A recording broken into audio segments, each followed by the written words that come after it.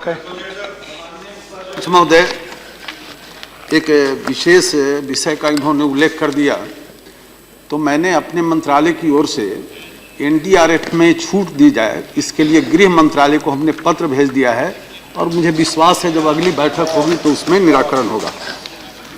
महोदय, मैं इस चर्चा के लिए आभारी हूं क्योंकि किसानों पर जो इस प्रकार की आपदा आई है, हमारे त्यागी जी ठीक ही बता रहे थे कि सरकार से जितना खपा त्यागी जी हैं उतना ही कुदरत किसान से खपा है।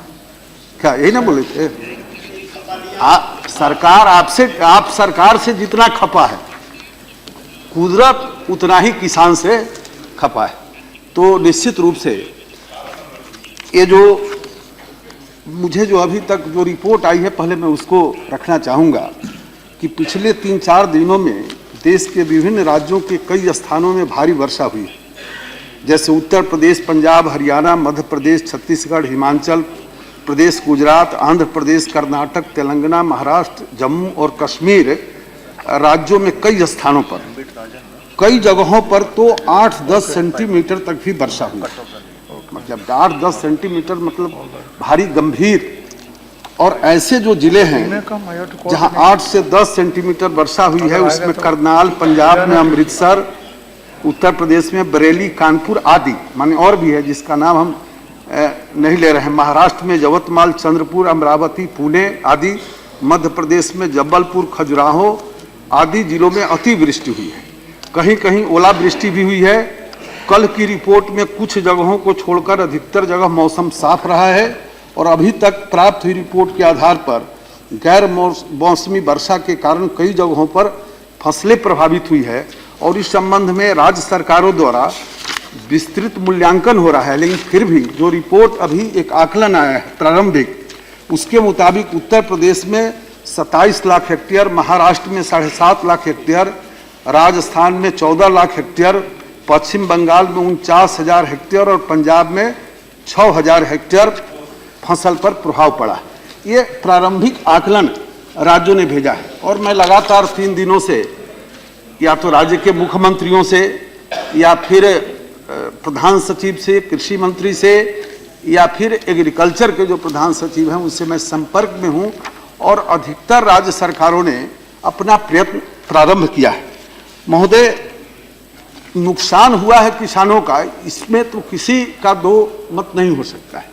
अब है कि उसको मिलने वाली जो सहायता है उस पर हम सब लोगों ने चिंता की है। जो सहायता मिलती है वो किसान के साथ न्याय नहीं हो रहा है, इससे पूरा सदन सहमत है। और खास करके जो ये बातें आई कृषि बीमा योजना, तो मैं उसके संबंध में थोड़ी जरूर चर्चा करूंगा। कल जो भाषण हुए हैं या आज भी जो भाषण हुए, निश्चित रूप से सब लोगों ने राजनीति से अलग हटकर चर्चा की।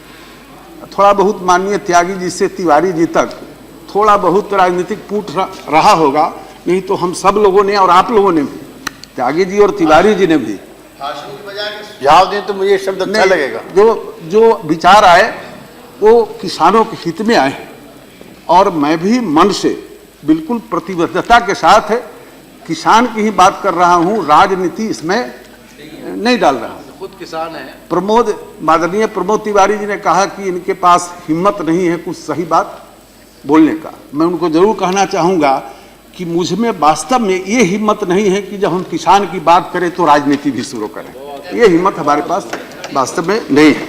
तो ये जो कृषि बीमा योजना है, ये राष्ट्रीय कृषि बीमा योजना शुरू हुआ था, उस समय किसानों का प्रीमियम कम था और एक जो भारत सरकार की एजेंसी है उस काम को करती थी। लेकिन जब दूसरी पंचवर्षीय योजना प्रारंभ हुई तो एक मॉडिफाइड कृषि बीमा शुरू की गई और जो शुरू की गई हम लोग के सरकार में आने के पहले तो कई राज्यों ने विरोध किया।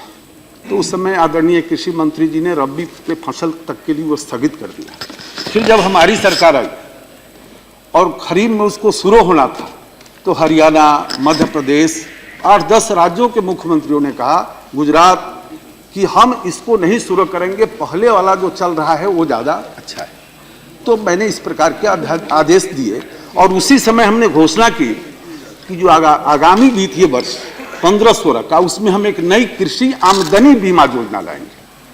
अभी तक तो हमारी बीमा है राष्ट्रीय कृषि बीमा योजना, लेकिन किसानों की आमदनी का बीमा। और इसके लिए हमने सभी सम्मानीय मुख्यमंत्री को पत्र भी लिखा, उनके सुझाव भी आए। 4 बैठक अधिकारियों के साथ किया, और अभी हाल में हमने एक बैठक की जिसमें 20 राज्यों के या तो कृषि मंत्री थे या कृषि सचिव थे, और उस बैठक में 4 बातें तय की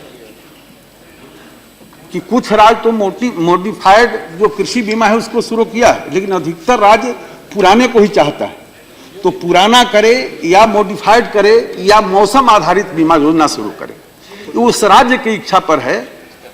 और उसी में एक प्रस्ताव उत्तराखंड के माननीय कृषि मंत्री ने लाया कि क्या हर्ज कि राज्य सरकार भी यदि कोई बनाता है अपने स्तर पर तो केंद्र उसको माने। तो उस बैठक में यह भी तय हो गई कि कोई राज्य यदि चाहता है, क्योंकि क्रियान्वयन एजेंसी राज्य सरकार है, कोई राज्य सरकार यदि चाहे तो अपने ढंग से भी इसकी योजना बना सकता है, लेकिन उसका अप्रूवल यहां से लेना पड़ेगा।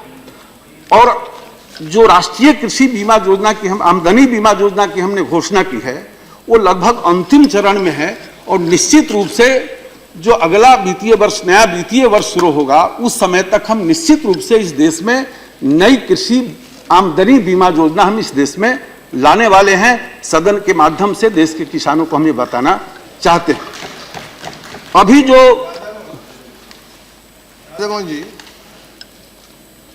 राधामोहन जी एक मिनट, आप इस समय जो ये फसल है इसके बारे में जो आप फसल बीमा है उस फसल बीमा को लागू नहीं करेंगे तो अगले साल की बात अलग है।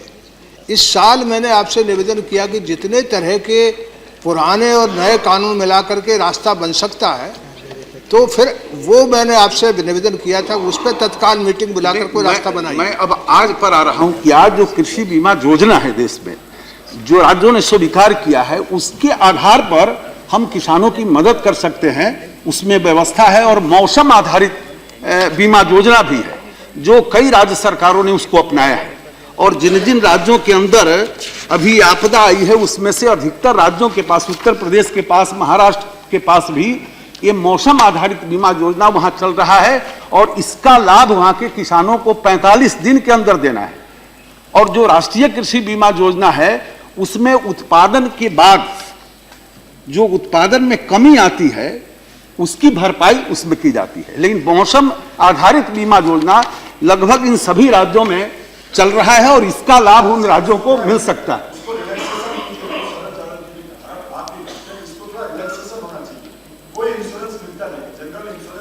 देखो, अब उसमें कि ये जितनी बीमा की योजनाएं हैं, ये इसमें कौन एजेंसी वहां काम करे, राज्य सरकार को ही तय करना है। ये राज्य सरकार को ही तय करना है। और अभी तक यदि आप देखेंगे तो अभी तक इसे देश में ये 2000 ये जो शुरू हुआ, जो बीमा कंपनी जब से शुरू है तब से 10 करोड़ किसानों का इसका लाभ मिल चुका है। लेकिन मैं फिर कह रहा हूं कि इसकी एजेंसी राज्य सरकार है। एजेंसी कौन काम करे, कौन बीमा एजेंसी काम करेगी, उसी को तय करना है। इसका ठेका वहीं को देना है, नॉर्म्स उन्हीं को तय करना है कि एरिया ब्लॉक वाइज रहे, तहसील वाइज रहे या पंचायत वाइज रहे। एक मध्य प्रदेश ऐसी सरकार है जिसने नीचे की इकाई को मध्य पंचायत माना है, उसको थोड़ा खर्चा ज्यादा आ जाता है। लेकिन ये राज्य सरकारों को, सर, ये राज्य सरकार सीमाएं तय करती है और एजेंसी तय करती है। और कृषि बीमा योजना और मौसम आधारित बीमा योजना का लाभ मिल रहा है, लेकिन मैं इससे सहमत हूं कि इसमें विसंगतियां हैं, और इसी को दूर करने के लिए एक नई बीमा योजना हम लाने वाले हैं। और जो भी विसंगतियां हैं वो राज्य सरकार जो एजेंसी बनाती है। अब 2012 में महाराष्ट्र के अंदर जो जलगांव जिले में जो ओले पड़े थे, अब वहां ऐसा यंत्र लगाया कि जितनी बर्बादी हुई उसका आंकड़ा उसने नहीं दिया। अब लगभग 1000 एकड़ में बर्बादी केले की हुई थी और उसने आंकड़ा दिया 2000 एकड़ का। तो निश्चित रूप से बीमा कंपनियां जो इसमें गड़बड़ी करती है तो कौन बीमा कंपनी काम करे ये राज्य सरकार को ही एजेंसी तय करना है। और हमने ये भी छूट दिया है कि आप अपने राज्य के लिए कौन बीमा योजना बना सकते हैं बनाए। लेकिन सवाल आज का है कि आज जो ये भारी संकट में किसान फंसे हैं उनकी सहायता के लिए जो मौसम आधारित बीमा योजना है इसका लाभ वहां के किसानों को दिया जा सकता है। और इस संबंध में लगातार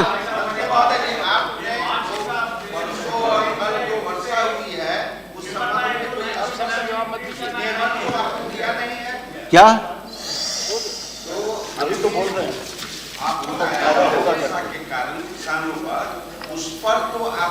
आपने सुना ही नहीं, मैंने वही बताया कि कितना प्रभावित हुआ है।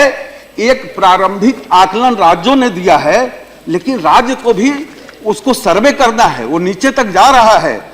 आप एक रेट सब राज्य सरकार से हमने आज जो लेटेस्ट सुबह में दिया आपको बताया, जो हमने राज्यों से बातचीत की है, जो जानकारी दी है, यहाँ ऐसी व्यवस्था नहीं है कि भारत के कृषि मंत्री अपने मन से बता दे कि यहाँ इतना नुकसान हुआ, यहाँ इतना नुकसान, ये व्यवस्था नहीं है। जो ओके नहीं, अब मेरी बात समाप्त हो जाने दीजिए, फिर आप पूछेंगे। मैं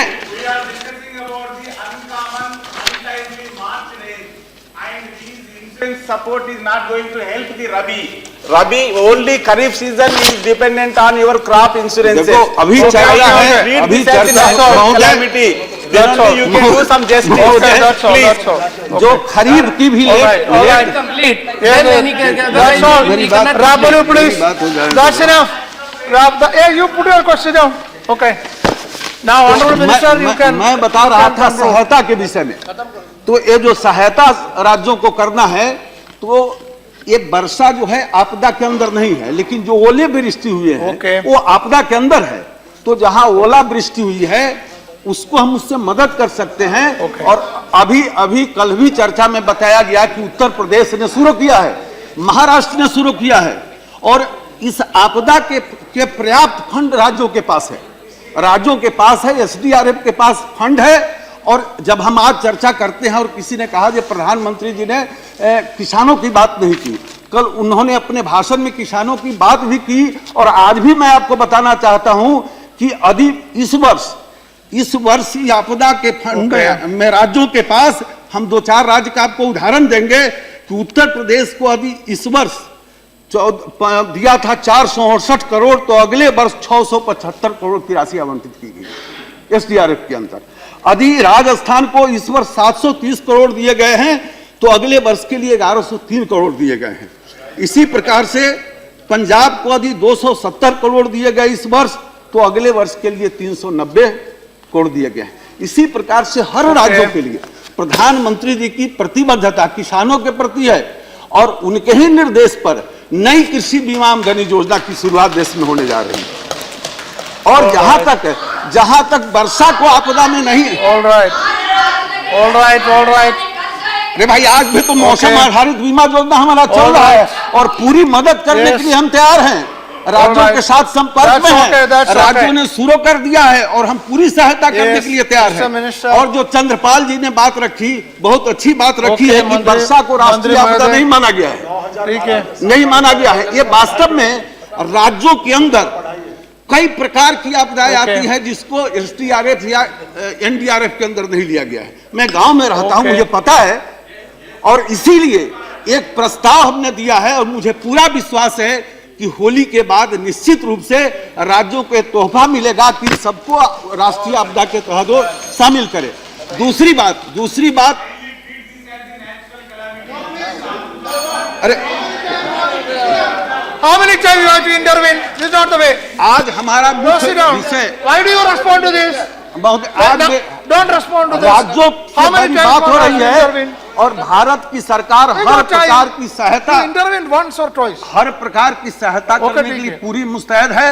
और हमारे पास पर्याप्त फंड है, राज्यों के पास पर्याप्त फंड है, और कहीं उनका फंड यदि समाप्त हो जाता है तो वो हमको पत्र देंगे, स्मारक पत्र देंगे, तुरंत मेरा टीम जाएगा, आकलन करेगा।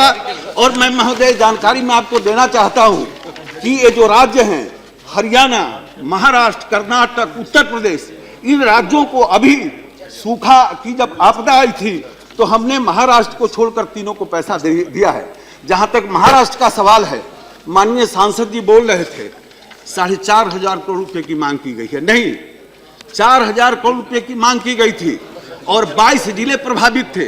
बाद में फिर उन्होंने स्मार पत्र दिया कि नहीं, 26 जिले प्रभावित हुए हैं और 6,000 करोड़ का नुकसान हुआ है।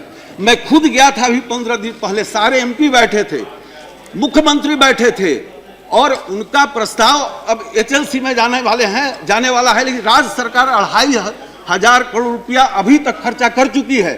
हम जो सैंक्शन करेंगे वो पैसा उनको मिलेगा, भरपाई होगी। राज्यों को पूरी छूट है कि उसके पास जो फंड है उसमें से खर्चा करे। फंड समाप्त है तो कंटीजेंसी का फंड है, उसमें से खर्चा करे और भारत सरकार पूरे भरपाई के लिए तैयार है। और अंतिम निवेदन जो हमारे चंद्रपाल जी ने कहा कि किसानों को पेंशन, इस होली के अवसर पर अटल पेंशन योजना की जो घोषणा हुई है, ये किसानों के लिए अनुपम उपहार है और देश के तमाम किसान को पेंशन इसमें मिल सकता है। ये होली के अवसर पर देश को, किसान को मिला हुआ उपहार है और इस आपदा में भारत सरकार पूरी प्रतिबद्धता के साथ किसानों को मदद करने के लिए तैयार है।